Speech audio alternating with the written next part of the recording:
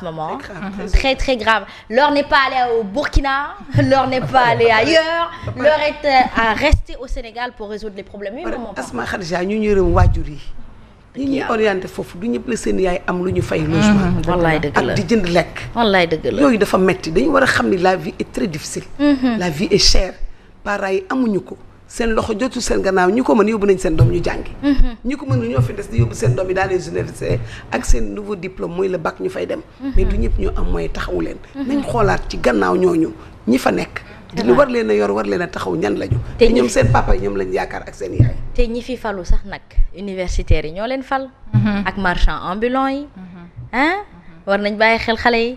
gistu leen xale yi aywa je pense que on va rester de bonne foi ils vont faire le nécessaire jërëjëf sa teewaay fii amoon na solo yaakaar naa ni fii moom lu fi waay wax yàlla dafay fexe defal ñu sutura ba bu yeggee rek après day am solution on espère que ce sera le cas pour vous inch'Allah mais le ministre de l'enseignement supérieur ñoo ngi koy interpeller Abdourahmane Diouf bu ko defee mu bàyyi xel li ni mel wala bu ci amut pexe mu génn wax ak ñoom bu ko defee ñu xam ne lee fi sës lee fi ne ñu continuer di jàng et puis mu jox leen un rendez-vous boo xam ne dina ko mën a respecter moo xam diggante ren ak déwén wala diggante ren ak 6 mois 3 mois ou 4 mois loolu yëpp mën na nekk mais ndaw ñi da ngay waxtaan ak ñoom bu leen daw bu ko defee ñu xam la fi nekk merci beaucoup c'était waaye amoon na solo on va déjà parler entrepreneuriat Binta avant d'imputer sur l'économie alors qu'est-ce que c'est que l'intelligence artificielle Djibril?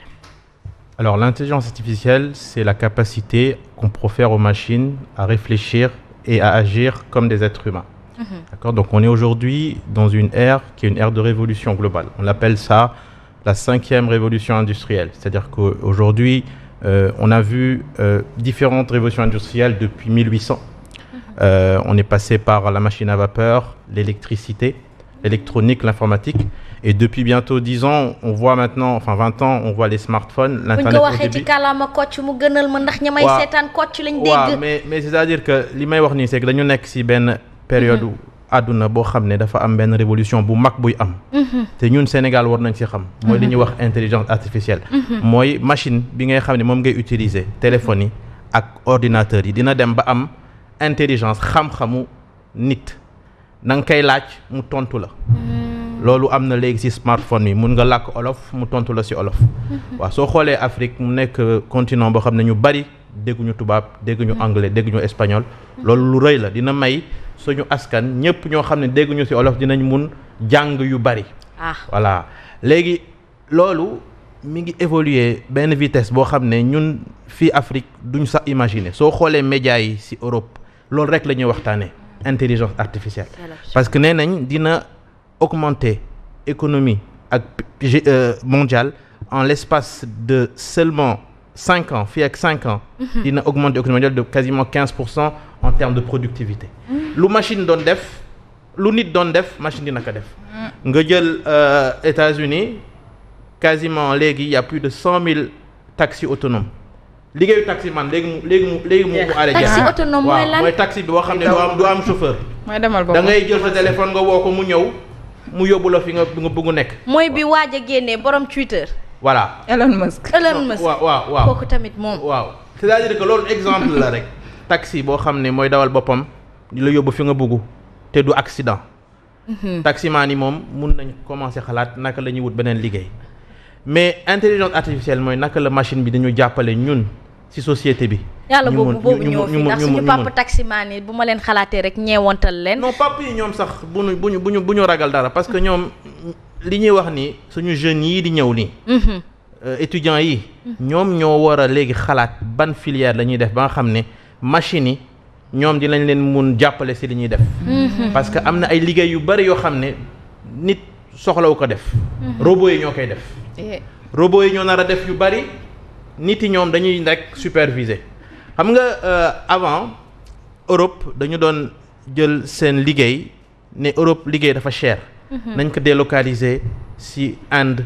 wala Philippines wala Chine parce que foofu liggéey cherul.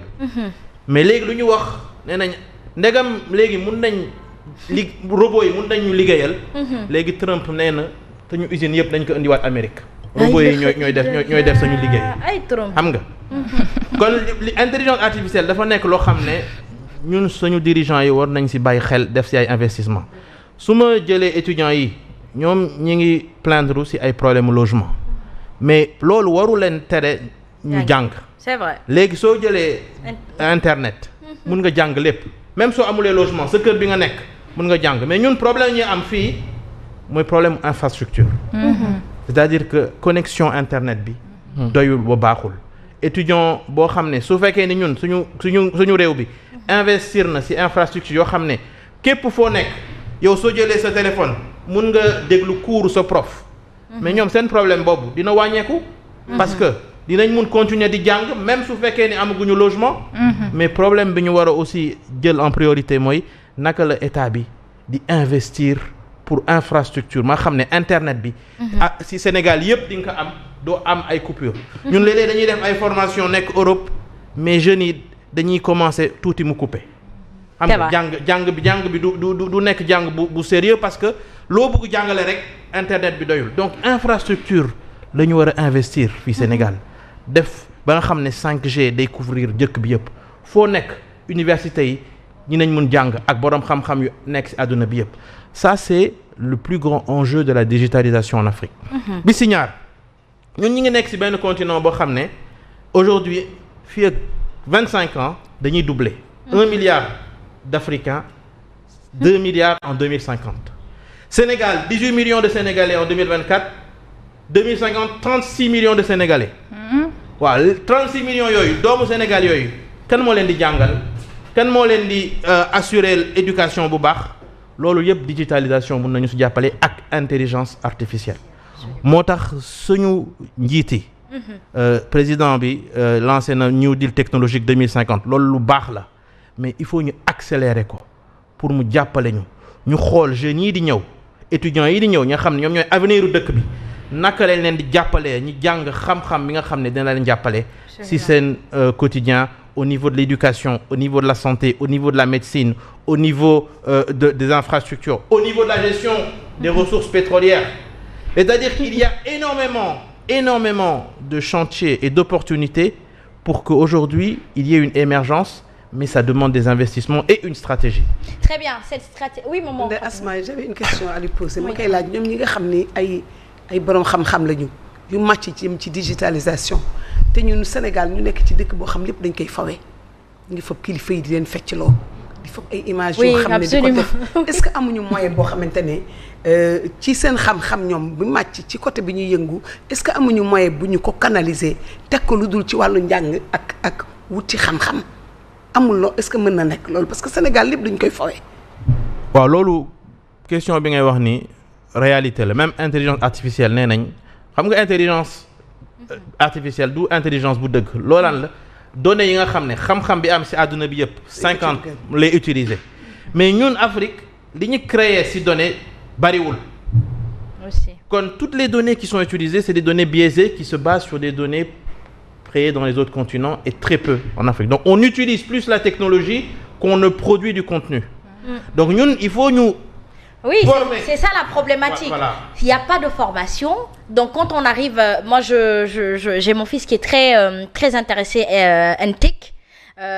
Mais créé sur une plateforme où il se rencontre pour jouer son propre jeu vidéo. Il a fait son propre truc. Cet enfant, il a grandi ici. Mais qu'est-ce qui a orienté? C'est l'éducation de base. Parce que maman, c'est une éducation de base avec une culture. T'as fait périer lañ xam ak ambiance. Donc, bu ñu indi l'intelligence. Et c'est ça les risques. J'allais en venir de l'intelligence artificielle. Donné boo xamante ni xam-xamu mbooleem xam-xamu àddina la ëmb. bu fekkee ne ñëw na fii ci ñun ndax du nekk itam danger kem ni TikTok ñëwee yàq suñu doom yi kem ni leneen ak leneen ñëwee ci digitalisation yàqal ñu suñu askan. non technologie boo gis suy soog a ñëw day am ay risques mais loolu lañ ko war a gérer xam nga bi ñuy tàmbalee jëndi avion ñi dañ ne avion du ma si dugg ndaxte damay daanu. oui c'est vrai dëgg c'est vrai mais léegi avion c'est plus sûr que oto. voilà léegi technologie boo gis. dafay am ay risques. mais risques yooyu dañ ko on doit les gérer avec de la réglementation. Actuellement les États d'Europe les États d'Asie sont en train de faire des sommets quasiment chaque mois sur la régulation de l'intelligence artificielle parce qu'effectivement il y a des risques. Des risques qui peuvent être très graves pour les États. Mais pour moi, les bénéfices sont nettement supérieurs aux risques. Parce que on a la possibilité de pouvoir accompagner différentes industries dans une transformation totale. On a vu la simulation entre l'Algérie, je crois, qui avait été créée par l'Algérie et un autre pays par l'intelligence artificielle, c'est-à-dire elle peut nous servir comme elle peut nous desservir aussi. Tout à fait, tout à fait. Asma li mu wax am na ay paramètres yoo xamante ne dañ ko war a analyser par exemple si les entreprises n'ont plus besoin de personnes de bras kon ñooñu itam dañuy obligé xëy na revenir au Sénégal immigration bi dina